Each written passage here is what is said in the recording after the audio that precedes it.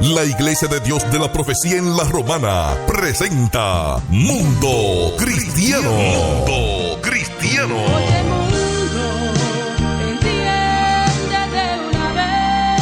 Comentarios, enseñanzas, curiosidades, estudio de la Biblia, música. Un programa que se identifica contigo, ameno y edificante. Desde ahora en el aire, Mundo Cristiano. Mundo Cristiano. Oye, mundo, no trates de cambiar con tu esfuerzo, pues vas a fracasar. Al único y sabio Dios sea la gloria y el poder por los siglos de los siglos. Este es su programa Mundo Cristiano, órgano oficial de la Iglesia de Dios de la Profecía Central, ubicada en la Espaillat 86, en esta ciudad de La Romana. Y como cada jueves, yo soy el pastor Alvin Carrasco. Quiero enviar un saludo especial en Paraíso de Barahona al pastor Fello Ulises de la Cruz. Quien fue mi pastor, duró muchos años pastoreando en la Iglesia de Dios de la Profecía en Pedernales y ahora está de pastor en la Iglesia de Paraíso, la iglesia que nos une a ambos, la Iglesia de Paraíso en Barahona. Así que saludos para mi pastor Fello Ulises de la Cruz. Bien, recordamos, amados hermanos, el Diario de un Adorador es un seminario que tendremos aquí en la Iglesia Central los días 1 y el día 2 de julio de este año. Así que hay una promoción por ahí, vamos a escuchar la promoción y volvemos en un momento.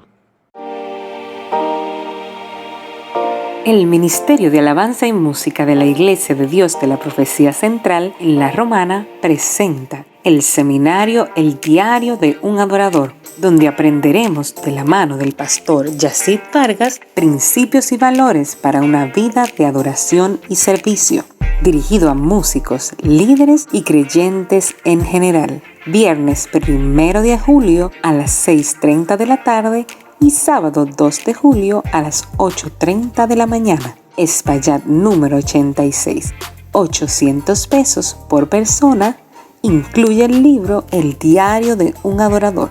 Musicalización en vivo con la salmista Jennifer Lluveres. Para información sobre pagos y ofertas, contáctanos al 809-915-9884. 809-915-9884. Seminario El Diario de un Adorador.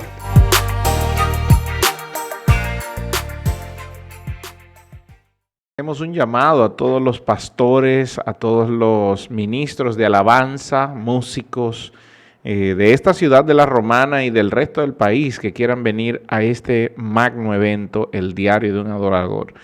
De hecho, esta es una fecha especial porque será nuestra primera ocasión haciendo este seminario. Lo que pensamos en un futuro, tenemos como meta, es constituirlo en un campamento de adoración. Campamento de adoración que podamos albergar a gente de todo el país que venga a disfrutar con nosotros cada año. Así que prepárese. Esto se pone bueno, esto se pone interesante.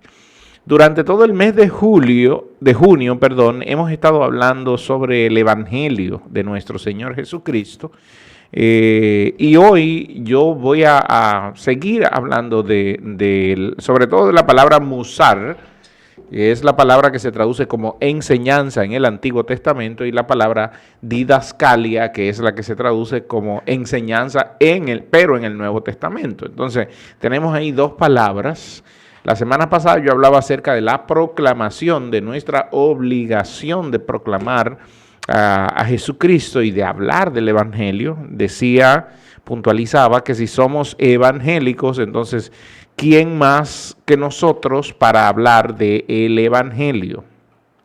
El término evangélico es un término nuevo, se podría decir que nuevo, porque al principio era una protesta que así era como lo veía la Iglesia de Roma, la veía como una protesta, y de ahí donde viene el término protestante desde el siglo XVI. Y entonces los protestantes se dividieron en sí entre anabatistas, los moravos, los bautistas, luego llegaron los metodistas, los mormones, los testigos de Jehová, los milleristas, luego llegaron la Iglesia de la Santidad, y de la Iglesia de la Santidad entonces descendieron, se juntaron varios puntos y llegaron los pentecostales, que hasta el día de hoy también han tenido sus divisiones. Hoy hay pentecostales modernos, pentecostales clásicos, pentecostales reformados. Y todo el mundo hoy quiere ponerse un apellido a todo esto. La verdad es que todo, no importa de la rama del cristianismo que venga, tiene un llamado impuesto, y este llamado es el evangelio. A todos se nos consignó el evangelio de la salvación para que lo anunciemos. Y durante muchos años, sobre todo el pueblo pentecostal, abrazó el tema el evangelismo, de salir a las calles a predicar el evangelio, y se hacía por campañas. Y esto no es nuevo, esta predicación que se hacía en campañas. Recuerde que una campaña, que era la manera como le llamábamos, era nos congregábamos en una esquina con autoparlantes, con bocinas, con musicalización en vivo, y allí llegaba un predicador y predicaba la palabra de Dios. A este predicador normalmente se le llamaba evangelista. Pero esto se apoyaba también con la salida de los hermanos a los diferentes lugares, a los hospitales, a las cárceles, salir a regar tratados, salir a reunirse con alguien para hablarle del evangelio. Y esto lo hacemos, todavía lo hacemos, con el fin de sembrar la palabra de Dios en la mente y corazón de la gente. Ok. Pero esto es de la iglesia, del cristiano hacia afuera. Hacia afuera proyectamos a Cristo mediante campañas, mediante regar tratados, mediante escritos o buscamos alguna técnica para atraer a la gente a Jesucristo, y aún lo invitamos a las iglesias.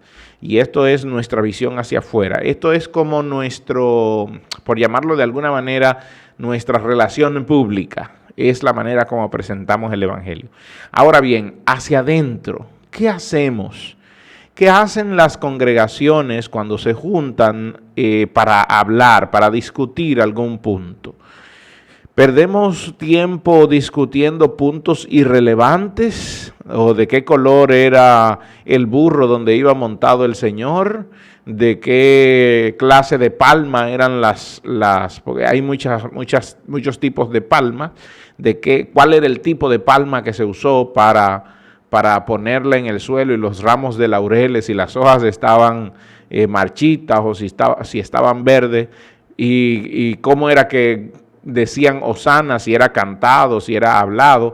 En ese tipo de cosas, amados hermanos, es donde perdemos nosotros el tiempo a veces en discusiones vanas, sin sentido, que no tienen ningún valor en cuanto a la Escritura, cuando cada uno de nosotros está llamado a, en nuestras enseñanzas, poder hablar sobre el evangelio.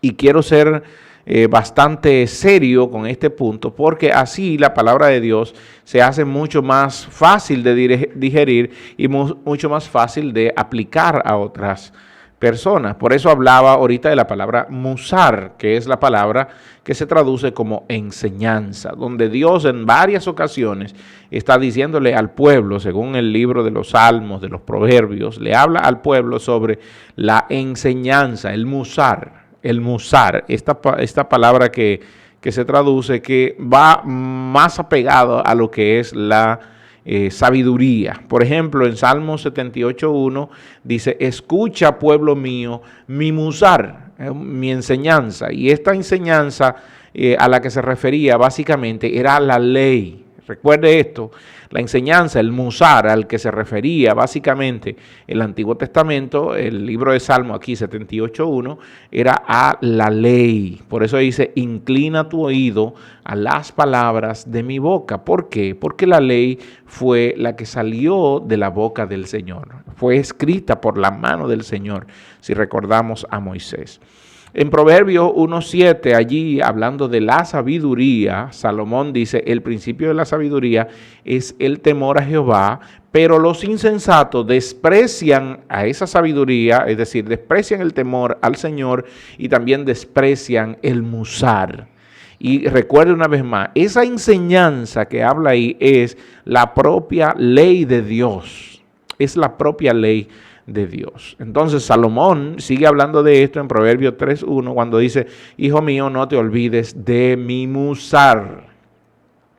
Mire, por eso estoy tocando Proverbios y Salmos, porque donde más aparece la palabra musar es en Proverbios. Luego lo vamos a ver en el Nuevo Testamento, como Jesús insiste en esto de la enseñanza. Incluso cuando son escogidos hombres para dirigir al pueblo, se les da una encomienda la encomienda de enseñar, que sean maestros, que tengan facilidad de don en cuanto a las didascalias, a la didascalia, que es también palabra enseñanza que se traduce en el Nuevo Testamento.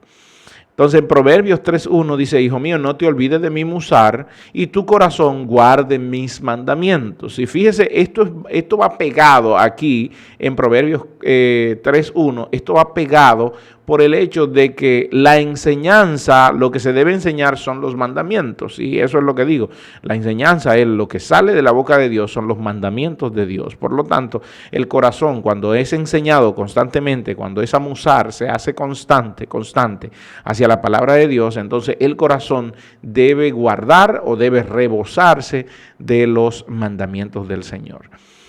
Otras citas donde aparece la palabra musar, porque tengo varias citas y no tengo tiempo para explicarla toda, es Proverbios 4:1, el versículo 2 también, Proverbios 6:20, el versículo 23, Proverbios 8:10, Proverbios 30:17, donde dice que el ojo escarnece a su padre y el que menosprecia el musar de la madre, y aquí es la instrucción, aquí la palabra se traduce como la instrucción de la madre. A esto se refiere. Ahora bien, el musar, que era la enseñanza, la palabra que salía de la propia boca de Dios en el Antiguo Testamento, es lo que en el Nuevo Testamento se le llama la didascalia. Y nadie mejor que Jesús para enseñar sobre, o para hablar, o para exponer esto. ¿Y qué era lo que exponía Jesús? Lo que él exponía era el reino de Dios, porque de eso se trata el Evangelio. El Evangelio es las buenas nuevas del reino de Dios, las buenas noticias que fueron traídas al ser humano perdido a través de Jesús. Y Jesús fue el primero que vino a exponer las buenas nuevas. Entonces, cuando él hablaba, según Marcos capítulo 1:22, la gente se admiraba de lo que él hablaba, de su enseñanza, de su didascalia. ¿Por qué? Porque él enseñaba como quien tiene autoridad y no como los escribas. Porque los escribas enseñaban porque ellos veían que la ley decía, pero Jesús enseñaba porque sabía. Y hay una diferencia aquí. Esta diferencia es en posturas, incluso hasta en posturas. Como un hombre se sienta, o como un hombre camina, o como un hombre se para, su porte, esto habla también de esto. Entonces, lo que habla Marcos aquí, y luego más adelante en el versículo 27, que dice que todos quedaron atónitos de la manera que discutían entre sí, diciendo, ¿qué es esto? Es una didascalia nueva, lo que este hombre nos está hablando, porque él la expone con autoridad.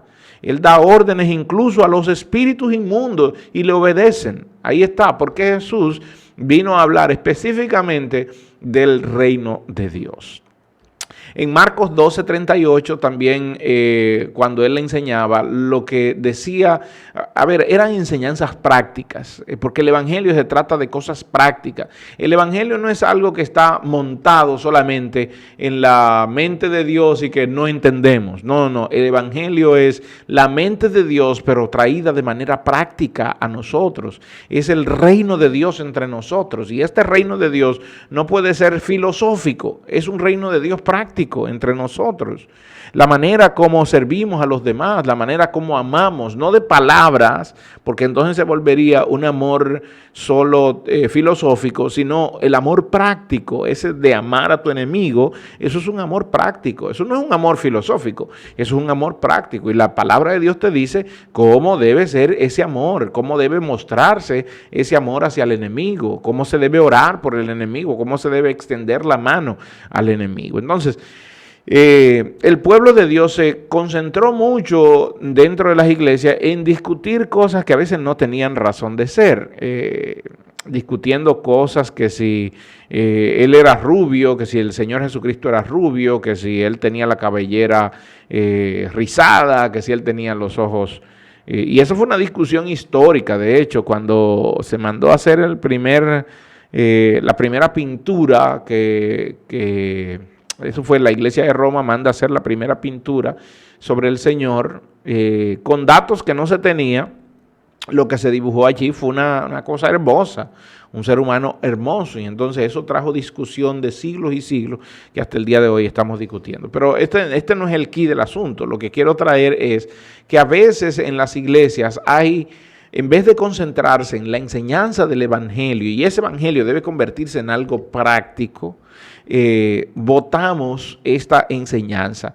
El evangelio, hermanos, debe estar en todo nuestro diario vivir, y creo que lo recordaba la semana pasada cuando hablaba sobre nuestra obligación de predicar. Entonces, nuestra obligación de exponer en lo que somos, en lo que creemos, en lo que vivimos. La enseñanza del evangelio debe ser algo vital en la congregación el día de hoy. Un pastor no se puede dar el lujo de perder el tiempo, porque a veces perdemos mucho tiempo hablando de temas que no deberíamos estar hablando, o perdemos mucho tiempo para colectar la ofrenda, por ejemplo, o perdemos mucho tiempo para dar los anuncios dentro de la congregación, y esto hay que buscar la manera de cómo eliminarlo para que la gente pueda ver los anuncios o pueda recibir los anuncios que se tienen sin estar perdiendo el tiempo, y usar ese tiempo para enseñar el evangelio, para exponer el evangelio, para hablar del evangelio, para sacar todas las aristas y todas las cosas que nos deben llevar a ser personas maduras y entendidas en el conocimiento de la palabra del Señor. El apóstol Pablo, hablando sobre esto de la enseñanza, él reta no solo a Tito y a Timoteo, sino que también en el libro de Romanos, él habla sobre la enseñanza. El que, por ejemplo, cuando él habla del servicio en Romanos 12:7, fíjese que en Romanos 12 él comienza hablando de cambio de mente, o cambio el cambio de esa mentalidad que traímos, el cambio de esa naturaleza, que no nos amoldemos al mundo, sino que sea renovado nuestro entendimiento, dice el apóstol Pablo. Entonces, cuando él habla de renovación de ese entendimiento, fíjese que empieza con temas prácticos, empieza a trabajar temas prácticos. Y en el versículo 7, él dice, el que se va a dedicar al servicio, que se dedique en servir. Y el que se va a dedicar a la enseñanza, en la enseñanza. Y esta enseñanza, didascalia, aquí es referente a la enseñanza del evangelio de Jesucristo. Recuerde que el evangelio debe estar también en la manera en cómo enseñamos. Por eso Pablo en el versículo, estoy en Romanos 12, en este versículo 4 está diciendo, porque de la manera en que en un cuerpo tenemos muchos miembros, pero no todos los miembros tienen la misma función. Así siendo nosotros muchos en un cuerpo que es Cristo, y todos miembros los unos de los otros, de manera que teniendo diferentes dones según la gracia que nos es dada, así el de profecía, y aquí de profecía habla de predicación. Déjeme detenerme un poquito aquí.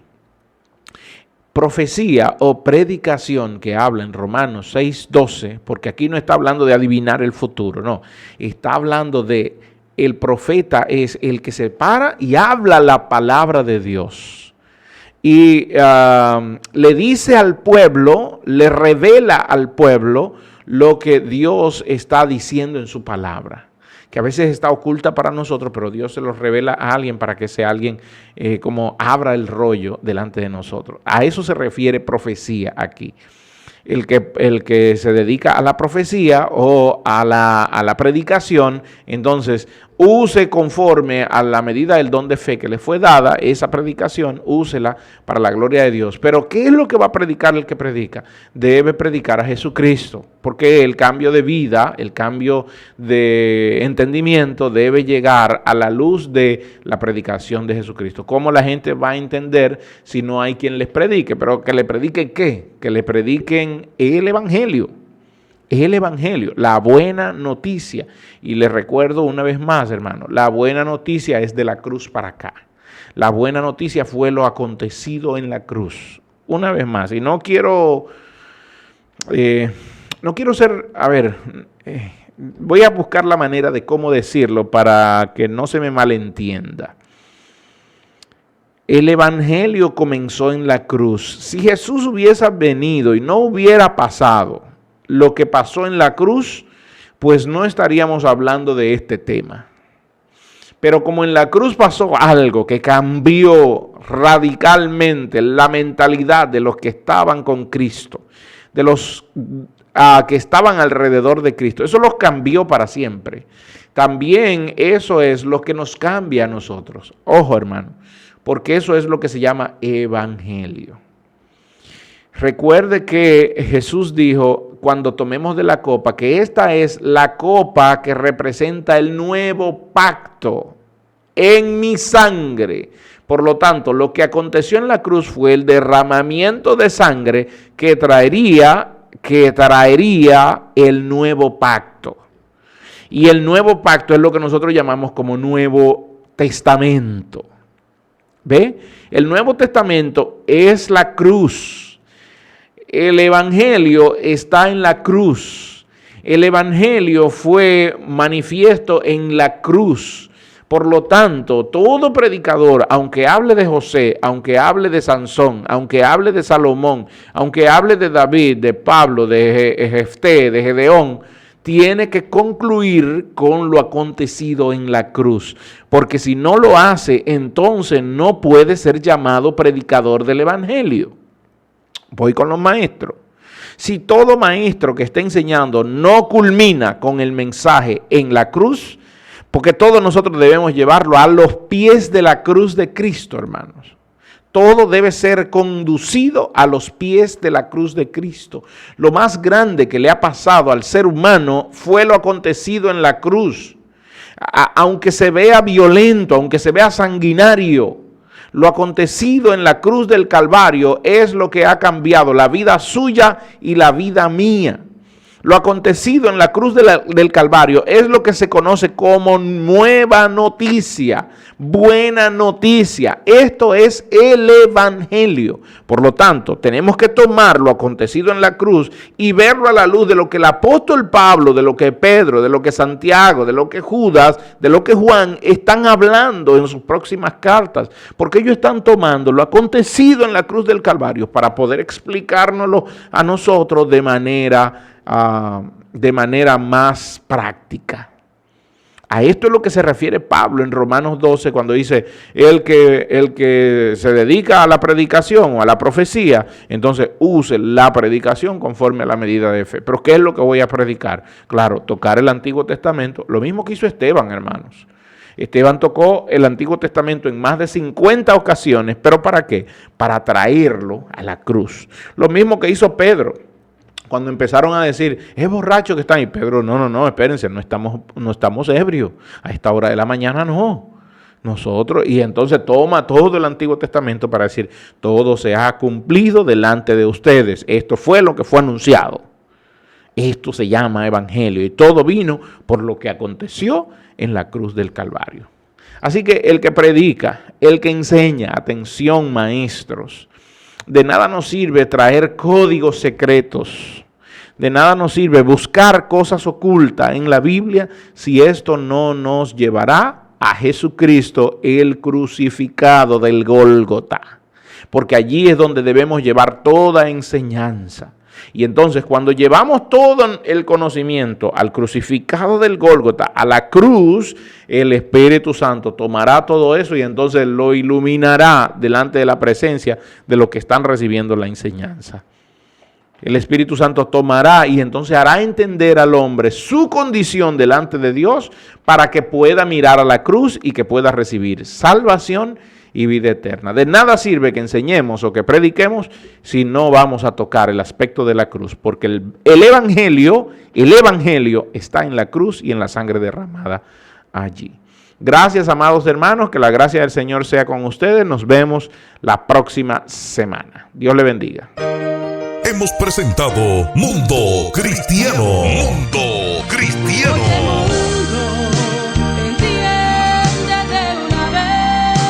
El programa oficial de la Iglesia de Dios de la Profecía. Si has sido bendecido, te invitamos a que nos visites. Estamos en la calle Espaillat número 86, La Romana, República Dominicana. O llámanos al 809-556-4337. Hasta la próxima.